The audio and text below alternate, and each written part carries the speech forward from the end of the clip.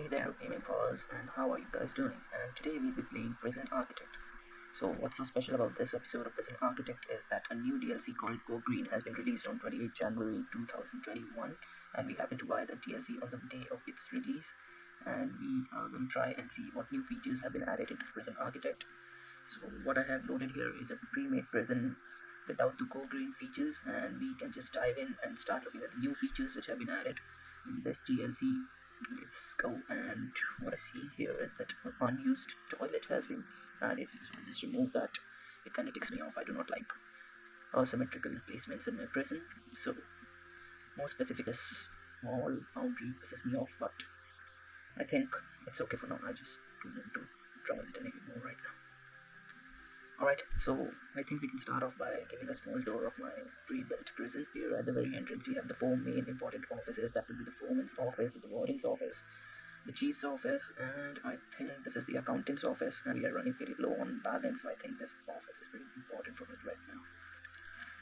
Apart from that, we have 3 power stations to power up this prison, and I just have 1 power station to power just my kitchen, ovens and fridge, and the security rooms where all the telephone lines are connected and all the visitor booths are connected, so I can tap into them and hear some data about contrabands and stuff like that. So this is pretty much my kitchen. I know I spared a huge empty space in kitchen which is not being used up right now, but what I plan to do is I expand prison, go in here and add some new cells as we proceed. So I think this kitchen will be pretty much be used up when I have covered up all the space we have here. And then this is an armory where we have the guns and rifles, and this is a staff only place. So what I've done is that I have marked the rooms according to the floor tiles, and any floor which you see in this pattern would be staff only. So we have armory, kennel, staff room and security for staff only. And then we have paroles. I think we have 8 parole rooms, and I have assigned 1 guard. I think we had assigned 1 guard for each parole rooms, but I do not see them in there. So I think that is something we need to see, but let's proceed with our tour as of now. And this is our medical wing where we bring all the injured patients or the patients who have been into fight or dead patients who are placed in the morgue. So we have 2 dog patrols running on the both side of the medical wing so as to we can detect any narcotics which are being transported out for here. So I think that is important because pretty much an uncontrolling warden in terms of contraband, and I'm not being able to control the contraband at a good level. And then we have a canteen where all the prisoners, be it maximum, medium or supermax, eat and dine together. Then we have this additional power plant which powers up, I think, is the middle segment of my prison, including my workshop, which is an important part because I think all the exports for my prison are being produced from the workshop as of now. And then we have a huge visitation. What I've tried to create here is that there is a single point of entry for the visitors, and there's no way any contraband can be smuggled in. So the prisoners enter over here and they exit from the same door, and they are being passing through a metal detector while going outside or coming into the visitation room, and there's no way I think any contraband can pass through. So we can see here 2 visitors being waiting. Okay, this is wife age 30. Yeah, keep on waiting. He'll be right through. Age 64. She doesn't look 64 though. She must be keeping a healthy diet. Next we have the cleaning cupboard where I deployed the prison labor, and all the janitors and prisoners come around and take up the cleaning substance and clean and keep the prison tidy. And then we have the library where prisoners, I think I've assigned 2 prisoners over here, I think. Yeah, so 2 of my prisoners work in the library and they shelf books and earn money or stuff like that. And then we have a shop.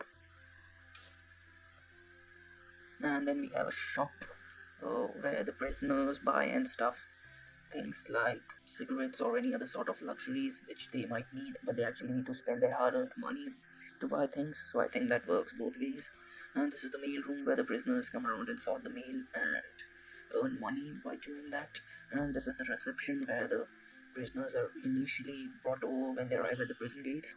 The guards do a full cavity search over here and search for contrabands before transferring them to their assigned cells. And this is a classroom where I have been running basic education programs where the prisoners can get a chance to get a free education and go outside and make a living and rehabilitate their means and ways outside. Okay, so here I think we see some of the prisoners being. Oh, okay, there's the death. Holy shit. He killed the parole officer. Murdered by prisoner with a fountain pen? Is that even possible? Tough luck, man. And hey, he's roaming free.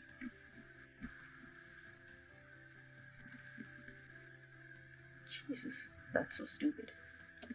Anyways, so next we have the chapel over here for serving the prisoner's spiritual needs. This is a pretty huge ass chapel, and I think this gets almost fully occupied on the spirituality programs. And then we have psychologist's office. I don't know why this is so dirty, so I'll just employ the janitor over here so he can just start cleaning the shit up. Hey, start cleaning this. Yeah, clean. Hey, very good. Anyways, and then we have the workshop where the prisoners create some sort of export. I'm not really sure. They use woods and they create some sort of exportable items. And these are the basic prison cells. I think we have 249 of them, so that works. So I think I should reduce the take down to 10. Yeah, it's already 10. That's good. And this is the shower, and this is the common room, and this is the gymnasium, and these are the other cells that we have. Alright, so that pretty much concludes the basic description of this prison. And now maybe we can jump into the Go Green TLC, and we can try and look into the new features that have been added. So we can see that a new taskbar has been added, which gives us the details for all the new features that have been added. And I think this is the first time I'm playing Go Green myself, so I'm pretty much aware of the new features which have been added, and I think we can look at it as we go. Going green, you go green. The main features of going green are listed below. So I think there are 4 types of farming. The vegetable allotment, which can be used to grow vegetables, the farming field, which can be used to grow cereals, I think, and there's this fruit orchard, which can be used to grow fruits, and the pantry, which serves as the cold storage for storing and preserving all the food items that have been grown. And I think all the types of farming materials like vegetables, fruits, and the cereals can be stored in the pantry alongside. Maybe that's what it is. And also all these farming rooms require a shed which is necessary to serve the water needs for irrigation and stuff like that. And the next part is planting crops. So we can grow, we can on only few types of terrains, that would be dirt, mud, grass, corner grass, and flowery field. And I think as soon as we create a farming room, a farmer must be hired. Once we have planted a new harvest of crops and we initiate the continuous harvesting program, the crops are auto-planted every season. And the next we have is the crop trades. Every crop has a different type of trade. We can see here that all the 3 types of farm and harvest can be sold as exports, but only fruits and vegetables can be used for meals. So I think the cereals which we are growing can only be exported and cannot be used for preparing the food for our prisoners. And the crop benefits. Okay, so I think if we are using harvested material from a homegrown, or as we say, prison-grown materials, I think the prisoners will be more happy with the kind of fooding arrangement they'll be getting at the prison, and their hunger needs would be satisfied at a greater level than if we import our food materials from outside. Also, I think there's a health booster or something like that, where if we are serving prisoners food which is prepared from our own harvest, they'll be more likely to attain a healthy status, which is pretty much the same as getting relief from alcoholic abuse and drug addictions. Ingredient storage. So next we have is that I think all the harvested crops which we have been farming are free from pesticides and fertilizers and stuff like that, so they need to be immediately moved into the refrigerators in the kitchen, or they need to be moved into the pantry so that they can be preserved. So I think unless they are moved to the pantry or the refrigerator or exported out, they will be ruined and cannot be used any further. I think we need to start the farming program in bureaucracy. Oh, it's already initiated, but I don't remember starting this. Maybe it auto starts by itself, I'm not really sure. So just make sure, guys, when you download this, you can just tap on this and you can start researching the farming program. Once your farming research is done, you will be having access to more types of crops and prison labor and high quality fertilizers and stuff like that. So I think fertilizers will be coming up in further updates or something which can be used to boost your growth and harvesting and maybe change the cycles as well, crop distribution. So I think this is a customized menu which allows us to maybe change the ratio of how many, or rather with what percentage of our harvest is being exported out, and what percentage is being routed into the kitchen, and what percentage is being routed into the pantry. Yeah, that's what it is. So I think this is what we have here. And the next is fertilizer. Oh, okay, so we have fertilizer in this update as well. So that's it. So once you have completed this farming program, I think you'll have access to much enhanced fertilizer and compost. Compost fertilizer can be used to boost your growth, and they can be self-developed and self-manufactured, and can be bought as a cheap item. But high-quality fertilizers are much more better in terms of growth and boosting the growth as compared to the compost fertilizers. But as we all know, everything comes as a price. These would be a little expensive than compost fertilizers and cannot be self-made. They can only be bought from outside. And the next we have is automated farming. There are three farming jobs that can be automated using items. These jobs are basically activities like farming, watering the plants, those stuff which are required for growing the crops or harvesting them can be automated. I think that can be completed once we have this farming program finished. Okay, and so the next part is that we can now develop our own renewable sources of energy, which includes the solar energy, the wind energy, and there are three types of new green energy sources. Yep, so there would be wind turbines, solar panels, solar powered wind turbines, and as we all know that we need to finish the research. Where would that be? Small cells. I do not see any research. I see recycling incentives, so I just started that. And apart from that, I do not see anything so far. So I think these would be available once we finish these tasks listed out over here regarding the Go Green update. So, yep, so our renewable sources of energy would be impacted by the different types of weathers. So, for example, I think the solar energy or the solar cells would not be generating any electricity at night and at winters, maybe, or in rainy seasons or something like that. And the wind turbines would not be generating electricity on days where there is no wind. The next we have is transformers and batteries, and I think transformers are required to convert the renewable sources of energy into AC format, which can be used by the electrical appliances to be powered up. Solar cells can be placed, and we need to place a transformer or battery or a combination of both beside it so that we can use its power and energy. And the next we have is the power export. The power export meter can be connected to a transformer through the wiring if this transformer has battery. Okay, so power export basically means that we can transfer all the energy generated by the wind turbines or solar cells to battery, which can then be exported out and sold.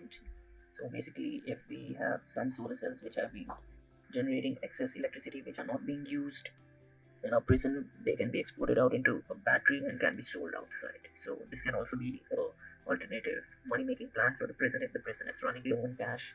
But this is a pretty expensive investment deal, so be on the watch out. And the next we have is a number of targets. So as soon as we complete a number of targets which have been given by the Go Green DLC, I think then we can unlock the different types of energy sources, and we can also export the daily limit for which we can export the batteries.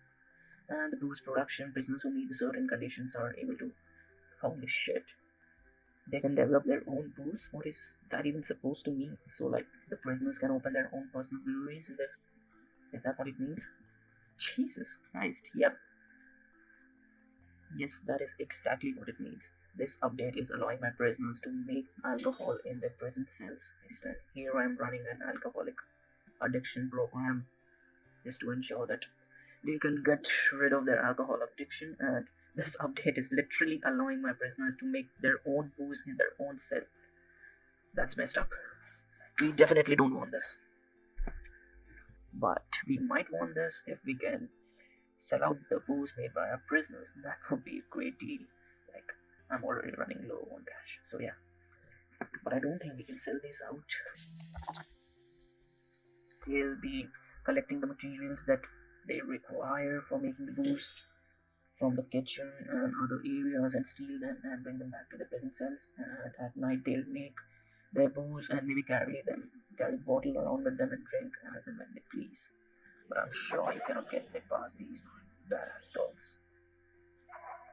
You just look at them go, smelling every asshole who passes this way. Yep, yep, smell them all, sniff them. Yep, sniff them.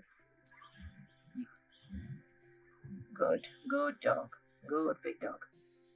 And drug production. Yep, so I read about this. So basically, this is what the prisoners would be doing is that as soon as we place out the farming rooms, the prisoners would try to grow their own drugs, like camouflaging drug plants between fruit and the cereal and the vegetable plants. And if you have gangs enabled, then gangs can also take control of a particular farm and ensure that their gang controls the drug cartel within a prison. Don't be surprised if you see a Pablo Escobar in your prison pretty much soon. And recycling. So recycling is basically all the garbage that is produced by the prison being sold out or being recycled at some level. Okay, so we'll be paid $10 for each bag of garbage that goes out. That's sweet. Wait, so we didn't already receive some amount of money for the garbage we have been throwing out? That's stupid. This is your research area, girl. You should be looking into this. What are you doing? Maybe I should just fire you. Or maybe I'll just let you stay on the women's quota. There are very few women employees in my prison already. But don't worry, the CEO is a girl, so that's okay. She sure does look like a bitch. Yeah, Rita. That's a bitchy name. So this was a small dive into the Go Green DLC, which has been released by Prison Architect developers, Paradox Games, and I think it's a pretty much good update for as of now. But I think we can just start building a few stuff and maybe then see how it turns out. But a few features which I'm really excited about is that maybe we can replace all these annoying power stations and replace them with maybe solar cells or wind turbines or something like that. And the next part I'm really excited about is that drug production which these prisoners might be doing in the farming rooms and how it would be really be interesting to see how gangs are controlling this farming room. So maybe stay tuned for the part 2 where I'll add a few of the farming rooms and a few solar cells and try to redirect power and see how it turns out. So thank you guys, thank you for watching, stay tuned and watch out for part 2. Like, share and subscribe if you like the video. Thank you, bye bye, see ya.